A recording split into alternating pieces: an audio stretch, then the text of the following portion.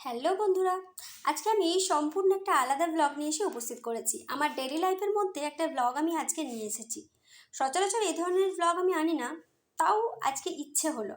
কারণ আজ হলো শুক্লপক্ষের সোমবার, আর আজকে শ্রাবণ মাসেরও সোমবার, প্রথম সোমবার।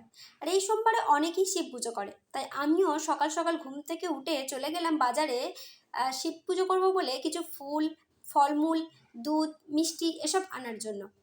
আমি ফার্স্ট যে দোকানটা থেকে ফুল কিনি সেই দোকানে কাকু আমাকে বললো যে সব ফুল শেষ হয়ে গেছে। এখন সেই আমাকে আরেকটা দোকানের সন্ধান দিল। আমি ব্যাকের মোড়ে সেই দোকানটায় গিয়ে দেখি বাবা ওখানেও ফুল প্রায় শেষের দিকে। ভাগ্যিস তাড়াতাড়ি গিয়েছিলাম।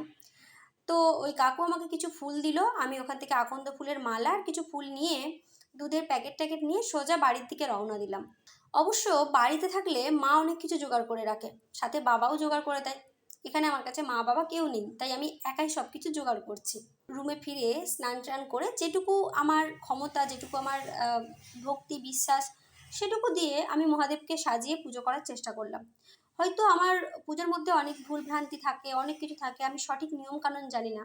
তবে যা জানি, যেটুকু ভক্তি হয়, বিশ্বাস হয়, সেটুকু অনুপাতে মানে আমার ইচ্ছে মতো আমি যেটুকু পারি, যেটুকু ক্ষমতা সেটুকু পুজো করি। আমার কাছে তো সরঞ্জাম খুবই কম ছিল, যা ছিল তাই দিয়েই পুজো করেছি।